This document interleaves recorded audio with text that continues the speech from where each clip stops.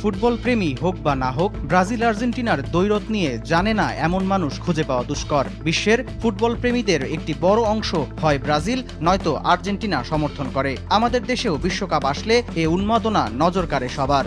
Messi, Neymar, Maradona, পেলে বিশ্বজোড়া সুখ্যাতি বয়ে এনেছে দেশ দুটির জন্য। এবার ফুটবলকে একটু পাশে রাখি। গেল ৭ অক্টোবর থেকে গাজায় বর্বর হামলা চালিয়ে আসছে ইসরায়েল। মৃত্যু মাতমে শিউরে উঠছে গোটা বিশ্ব। ইতোমধ্যেই লাশের মিছিল গড়িয়েছে ৩৯,০০০-এর কাছাকাছি।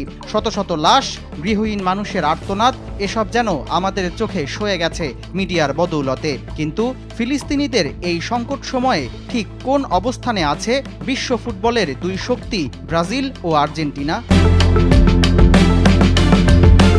গাজায় হত্যাযজ্ঞ শুরু হওয়ার পর থেকেই ফিলিস্তিনের প্রতি সহানুভূতি দেখিয়ে আসছে ব্রাজিল সরকার।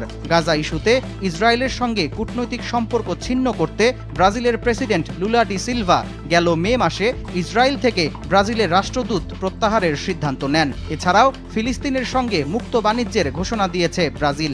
দক্ষিণ আমেরিকার দেশগুলোর বাণিজ্য বিষয়ক ফোরাম মার্কোসুর ট্রেড ব্লকের সম্মেলন চলাকালে ফিলিস্তিন সরকারের এক প্রতিনিধির সঙ্গে এ চুক্তি স্বাক্ষর করেন ব্রাজিল প্রেসিডেন্ট। এদিকে ২০১০ সালেই ফিলিস্তিনকে স্বাধীনতার স্বীকৃতি দিয়েছে ব্রাজিল।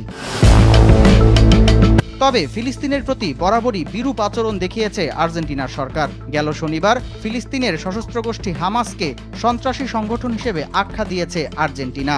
এছাড়াও চলতি বছর ফেব্রুয়ারিতে ইসরায়েল সফর করে ইহুদি ধর্ম গ্রহণের ইচ্ছা ব্যক্ত করেছেন আর্জেন্টাইন প্রেসিডেন্ট জেভিয়ের মিলেই। আরব ও ইসলামিক গ্রুপের কাউন্সিলের দূতদের সঙ্গে একটি পূর্ব নির্ধারিত মিটিং বাতিল করে দিয়েছেন প্রেসিডেন্ট মিলেই। তার দপ্তর এক বিবৃতিতে জানায়, বৈঠকটিতে ফিলিস্তিনের উপস্থিতি থাকায় নিজেকে প্রত্যাহার করে নিয়েছেন তিনি। বিশ্লেষকরা বলছেন, ইসরায়েলের দখলদারিত্বের পক্ষে অবস্থান নিয়ে আর্জেন্টিনার প্রেসিডেন্ট ভুল ইতিহাসের পক্ষে অবস্থান নিয়েছেন।